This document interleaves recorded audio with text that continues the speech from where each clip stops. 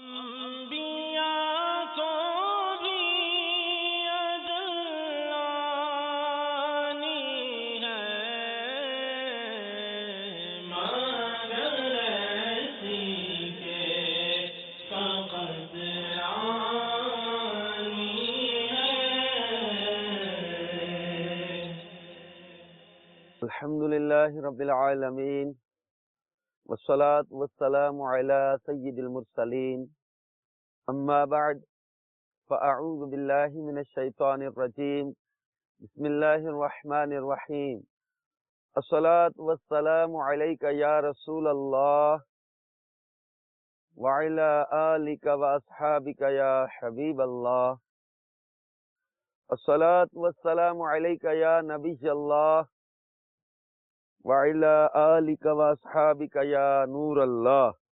مدنی channel کے ناظرین، الحمدللہ عز و جل مدنی چینل کے سلسلے انبیاء کرام کے واقعات کے ساتھ ایک بار پھر حاضر ہیں۔ مدینے والے مصطفیٰ صلی اللہ تعالی علیہ وآلہ وسلم کی بارگاہ میں درود و سلام کے نذرانے پیش کرنا کتنی بڑی سعادت ہے۔ قال رجل یا رسول اللہ صلی اللہ علیہ وسلم ارأیت ان جعلت صلاتی کلہا علیک، کسی شخص نے عرض کیا یا رسول اللہ صلی اللہ علیہ وسلم یہ فرمائیں کہ اگر آپ کی ذات بابرکات پر درود پاک ہی اپنا وظیفہ بنا لوں تو کیسا رہے گا؟ قال، ارشاد فرمایا اذا یکفیک اللہ تبارک و تعالی ما اہمک من امر دنیاک و آخرتک، ارشاد فرمایا کہ اگر تو ایسا کرے تو اللہ تبارک و تعالی دنیا اور آخرت کے تیرے سارے معاملات کے لیے کافی ہے۔ صلو علی الحبیب صلی اللہ تعالی علی محمد وعلی آلہ وصحبہ وبارک وسلم۔ مدنی چینل کے ناظرین، ہم گزشتہ سلسلے میں نبی پاک صلی اللہ تعالی علیہ وآلہ وسلم کے ہجرت مدینہ کے بعد کچھ واقعات کو یہاں ذکر کرنے کی سعادت حاصل کر رہے تھے۔ تو مدینہ المنورہ کی آب و ہوا اور مدینہ المنورہ کی بات چل رہی تھی۔ تو جیسے مدینہ المنورہ میں ہجرت کے بعد وطن کو یاد کرنے لگے اور مکے کے جو ہے وہ غیر مسلم پر لعنت بھیجتے تھے اور کہتے تھے جنہوں نے ہمیں مکہ چھڑوا دیا، مکے کی پہاڑیوں اور اس کی جو ہے وہ گھاس کے فراق میں اشعار پڑھتے تھے۔ کئی لوگ، وبائیں پھیلتی تھی یہاں پر، بیماریاں بہت تھیں، تو یہ بیمار ہونے لگے۔ حضرت صدیق اکبر بھی بیمار ہو گئے، حضرت بلال شدید لرزہ اور بخار میں مبتلا تھے، اور یہ بخار کی شدت میں اپنے وطن کو یاد کرنے لگے۔ تو نبی پاک صاحب الاولاق صلی اللہ تعالی علیہ وآلہ وسلم نے دعا کی، یا اللہ عز و جل ہمارے دلوں میں مدینہ کی ایسی ہی محبت ڈال دے جیسی مکہ کی محبت ہے، بلکہ اس سے بھی زیادہ، اور مدینے کی آب و ہوا کو صحت بخش بنا دے، اور مدینہ کے سا اور مد یعنی ناپ تول کے جو برتن ہیں، پیمانے، ان میں خیر و برکت عطا فرما دے، اور مدینہ کے بخار کو جحفہ کی طرح منتقل کر دے۔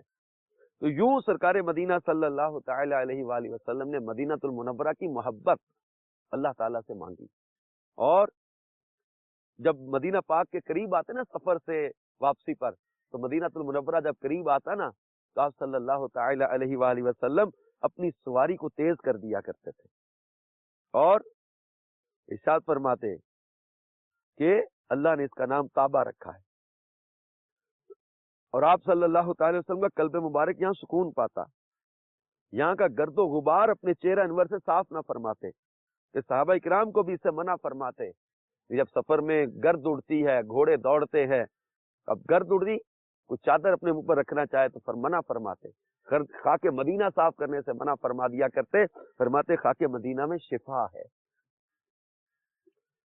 تو سرکار مدینہ صلی اللہ تعالی علیہ وآلہ وسلم کی نسبت کی وجہ سے مدینہ المنورہ کا بھی ادب اور تعظیم کرنا ہم پر لازم ہے۔ امام مالک رحمت اللہ تعالی علیہ مدینہ المنورہ میں ساری زندگی رہے، مگر مدینہ المنورہ میں کبھی سواری پر سوار ہو کر نہ نکلے، جوتا پہن کر نہ نکلے، گلیوں کے کناروں پہ چلیں، کہتے تھے میں ادب اور تعظیم کی وجہ سے ایسا کرتا ہوں، ان گلیوں میں میرے آقا مدینے والے مصطفیٰ صلی اللہ تعالی علیہ وسلم کے مبارک قدم لگے ہوئے. تو یہ ادب تھا، تعظیم تھا. کس وجہ سے؟ حضور صلی اللہ تعالی علیہ وسلم سے نسبت کی وجہ سے. کیونکہ علماء کرام نے فرمایا ہے کہ جس چیز کو نبی پاک صلی اللہ تعالی علیہ وآلہ وسلم کے ساتھ نسبت ہو جائے اس کی بھی تعظیم اور ادب کرنا ضروری ہو جاتا ہے. اللہ تعالیٰ ہمیں با ادب رکھے. مدینہ المنورہ کی آب و ہوا، فضا، وہ خاک مدینہ، وہ مدینہ المنورہ کی حاضری کی برکت اللہ ہمیں بھی عطا فرمائے. مدینہ المنورہ میں اہم ترین واقعات میں جو حضرت عبداللہ بن سلام نے اسلام قبول کیا، اس کا ہم ذکر کر چکے. انہوں نے جب چہرہ دیکھا تو چہرہ دیکھتے ہی کہا وجہ لیس بوجہ کذاب، یہ چہرہ کسی جھوٹے کا چہرہ ہو ہی نہیں سکتا. یہودیوں کے سب سے بڑے عالم تھے، سب سے بڑے عالم کے بیٹے اور سب سے بڑے عالم تھے. دیکھتے انہوں نے کہا کہ یہ چہرہ جھوٹا چہرہ نہیں ہو سکتا. انہوں نے اسلام قبول کیا. پھر مدینہ المنورہ میں حضرت سلمان فارسی رضی اللہ تعالیٰ عنہ کا بھی اسلام قبول کرنا ایک اہم واقعہ تھا. یہ فارس کے تھے اور بہت جو ہے وہ ان کے آباء و اجداد، کیونکہ پورے ملک کی آبادی جو تھی وہ آتش پرست تھے.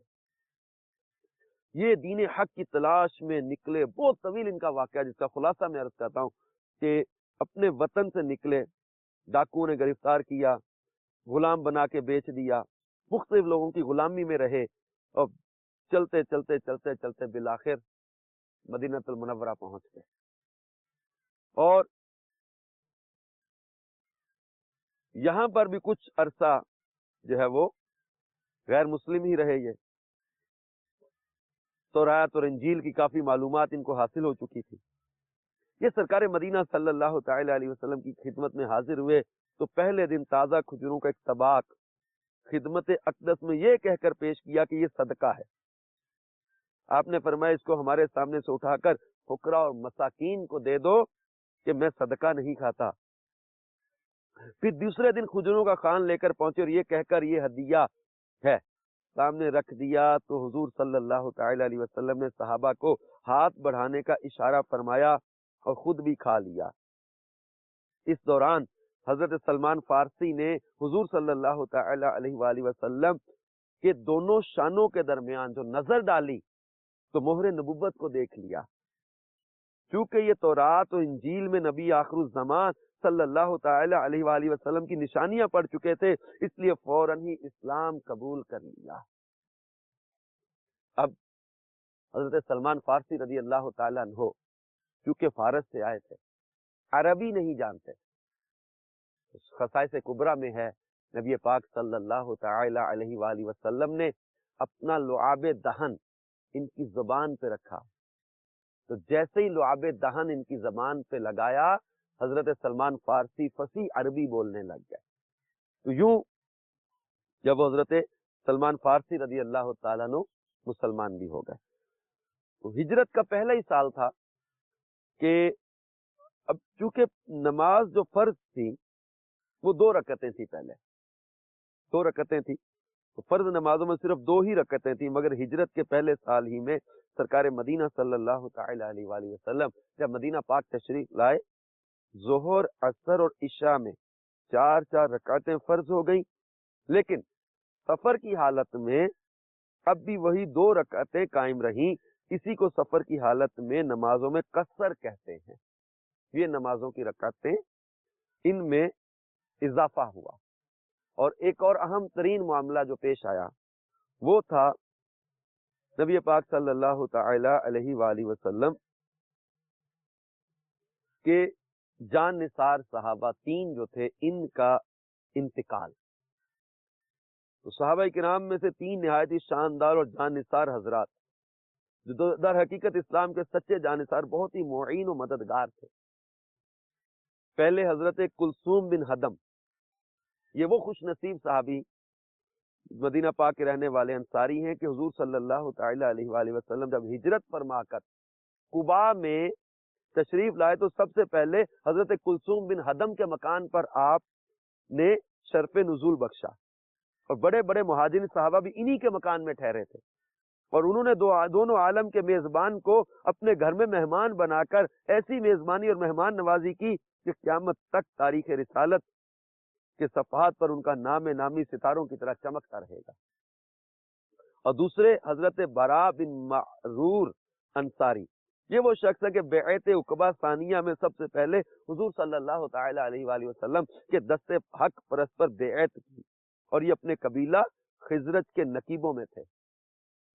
اور تیسرے حضرت اسعد بن زرارہ انصاری، یہ بیعت عقبہ اولا اور بیعت عقبہ ثانیہ کی دونوں بیعتوں میں شامل رہے، اور یہ پہلے وہ شخص ہیں جنہوں نے مدینہ میں اسلام کا ڈنکا بجایا اور ہر گھر میں اسلام کا پیغام پہنچایا۔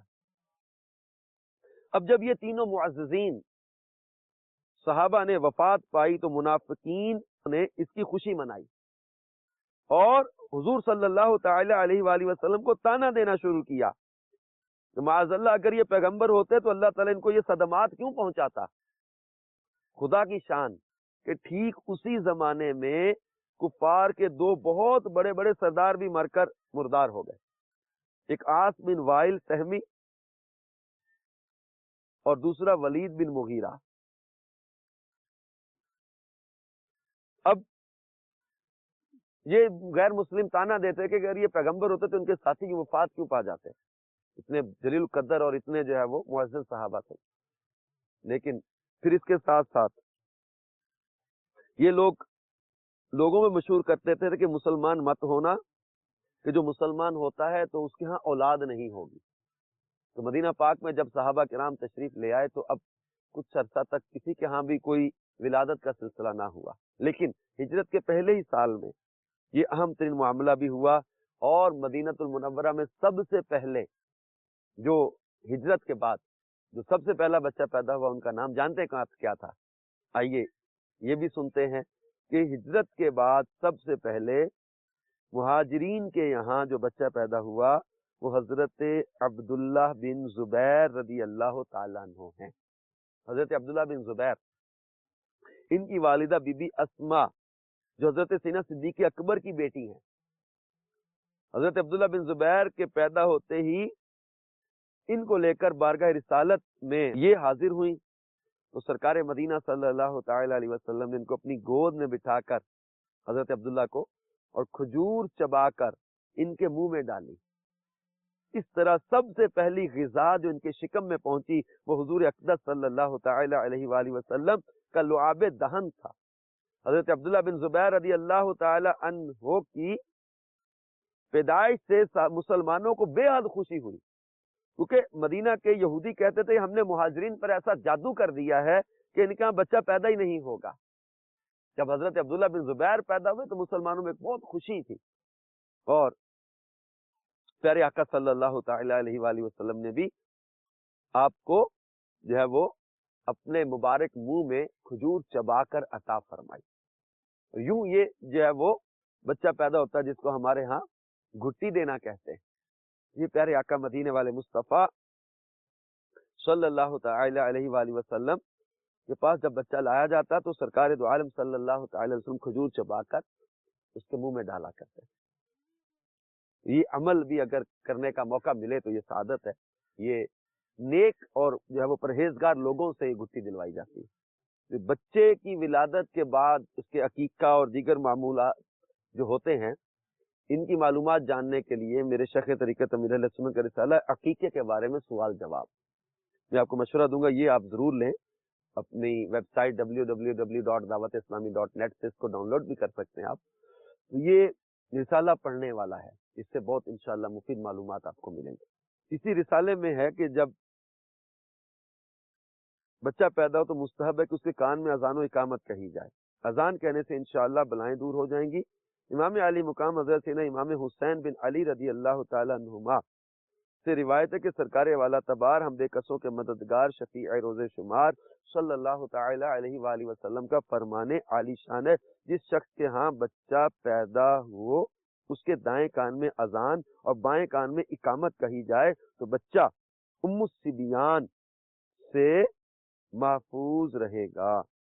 جیسے میں ابھی ذکر کر رہا تھا حضرت عبداللہ بن سلام رضی اللہ تعالیٰ عنہ نے جو اسلام قبول کیا، پہلا تو آپ کا چہرہ دیکھا، نبی پاک صلی اللہ تعالی علیہ وسلم کے رخ انور کو دیکھ کر انہوں نے کہا وجہہ لیس بوجہ کذاب، اور جب سرکار مدینہ صلی اللہ تعالی علیہ وسلم کی پہلی بات سنی، جو پہلے میٹھے میٹھے بول سنے، تو وہ کیا تھے؟ حضرت عبداللہ بن سلام کہتے ہیں حضور علیہ الصلوۃ والسلام یہ فرما رہے تھے، ایھا الناس افشوا السلام واطعموا الطعام واصلوا الارحام وصلوا باللیل والناس نیام۔ ارشاد فرما رہے تھے، لوگوں سلام کا چرچا کرو اور کھانا کھلاؤ اور رشتہ داروں کے ساتھ صلہ رحمی کرو، اور راتوں کو جب لوگ سو رہے ہوں تو تم نماز پڑھو۔ کیسی پیاری تعلیم عطا فرما رہے۔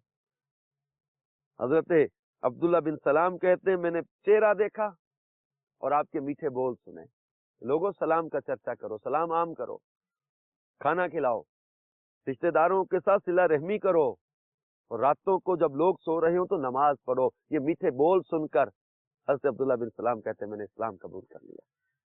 اب میرے پیارے میٹھے اسلامی بھائی اور مدنی چینل کے ناظرین، پیارے آقا مدینے والے مصطفیٰ صلی اللہ تعالی علیہ وآلہ وسلم کا حسن اخلاق تھا، آپ کی محبت بھری تعلیمات تھی جو لوگ اسلام کی طرف کھینچے چلے آئے۔ بعض اوقات شیطان وسوسہ ڈالتا ہے کہ کیا لوگوں کو زبردستی کلمہ پڑھا کر مسلمان بنایا گیا؟ نہیں، اسلام زبردستی کلمہ پڑھا کر نہیں مسلمان کیا گیا، لوگ اسلام کا حسن دیکھ کر اسلام میں داخل ہوئے۔ اسلام کی تعلیمات، حسن اخلاق، ملنساری، محبتیں، نرمی، شفقت، امن، سلامتی، یہ چیزیں اسلام کی طرف کنورٹ کرتی چلے گی لوگوں کو۔ اور نبی پاک صلی اللہ تعالی علیہ وآلہ وسلم کی انہی اداؤں کو صحابہ اکرام بیان کرتے کہ نبی پاک صلی اللہ تعالی علیہ وآلہ وسلم کے ساتھ کوئی سختی کا برتاؤ بھی کرتا، آپ نرمی کا برتاؤ کرتے، کوئی آپ کے ساتھ بدتمیزی معاذ اللہ کرتا، لیکن سرکار صلی اللہ تعالی علیہ وسلم اسے بھی دعائیں عطا فرماتے۔ کوئی آپ کے ساتھ جو ہے وہ سخت لہجے کے ساتھ بات کرتا، آپ اس کے ساتھ نرمی کے ساتھ بات کرتے، بلکہ صحابہ کرام کو تعلیم عطا فرماتے تھے کہ نرمی اختیار کرو، نرمی اختیار کرو۔ حضرت عائشہ صدیقہ رضی اللہ تعالیٰ عنہ سے فرمایا، عائشہ نرمی اختیار کرو، نرمی اختیار۔ یہ تعلیم تھی، تربیت تھی، اور اسی کے ذریعے آگے اسلام پھیلتا چلا گیا۔ جو میرے میٹھے اسلامی بھائی اور مدنی چینل کے ناظرین، دعوت اسلامی کے مدنی ماحول میں پیارے آقا مدینے والے مصطفیٰ صلی اللہ تعالی علیہ وآلہ وسلم کی ان اداؤں کو اپنانے کا ذہن ملتا ہے۔ مدنی قافلوں میں سفر کرتے رہیں، مدنی انعامات پر عمل کرتے رہیں، دعوت اسلامی کے تحت ہونے والے مختلف کورسز، مدنی تربیتی کورس، اس میں حصہ لیں، شامل ہو جائیں، اور اس سے انشاءاللہ تعالی بہت کچھ سیکھنے کو ملے گا۔ 12 روزہ مدنی کورس ہوتا ہے، اس میں انشاءاللہ عز و جل میٹھے آقا صلی اللہ تعالی علیہ وآلہ وسلم کی میٹھی اداؤں کو اپنانے سیکھنے کا ذہن ملے گا۔ مدنی چینل دیکھتے رہیں تو یہ اچھے اخلاق ملیں گے، اچھا کردار ملے گا، ستھری سوچ ملے گی، تو انشاءاللہ تبارک و تعالی اپنا بھی جو ہے وہ ظاہر باطن سنورے گا، ثواب بھی ملے گا۔ اس نے اخلاق والوں کے لیے تو بشارت بھی ہے نا کہ جس کے اخلاق اچھے ہوں گے وہ جنت میں میرے ساتھ یوں ہوگا، آپ نے اپنی انگلیاں ملا کے بتایا۔ اور برے اخلاق والوں کے لیے وعیدیں بیان فرمائیں، گالی گلوچ کرنا، لان تان کرنا، اور یہ برے اخلاق یہ مومن کا شعار نہیں۔ تو دعوت اسلامی کا مدنی ماحول استقامت پانے کا بہترین ذریعہ ہے کہ ہم اچھے اخلاق پر، میٹھے بول پر، اور پیارے آقا صلی اللہ تعالی علیہ وآلہ وسلم کی ان پیاری اداؤں پر عمل کرنے میں کامیاب کیسے ہو سکتے ہیں۔ تو دعوت اسلامی کے مدنی ماحول سے وابستہ رہیے، اور میرے آقا صلی اللہ تعالی علیہ وسلم کی ہجرت کے بعد پہلے سال کے کچھ واقعات جو ہم نے آپ کے سامنے رکھے، ان سے اللہ کرے کہ ہم اچھا سبق حاصل کریں، اچھا درس حاصل کریں، اور ان کو اپنانے کی، ان اداؤں، ان اچھے اخلاق کو اپنانے کی کوشش کرتے رہیں۔ اللہ تعالیٰ میں عمل کی توفیق عطا فرمائے۔ اگلے سلسلے میں انشاءاللہ تعالیٰ مزید کچھ ہجرت کے بعد کے واقعات کو لے کر آئیں گے۔ اللہ تعالیٰ ہمیں مدنی چینل کے ان سلسلوں کو دیکھتے رہنے کی توفیق عطا فرمائے۔ آمین بجاہ النبی الامین، صلو علی الحبیب صلی اللہ تعالی علی محمد وعلی آلہ وسلم۔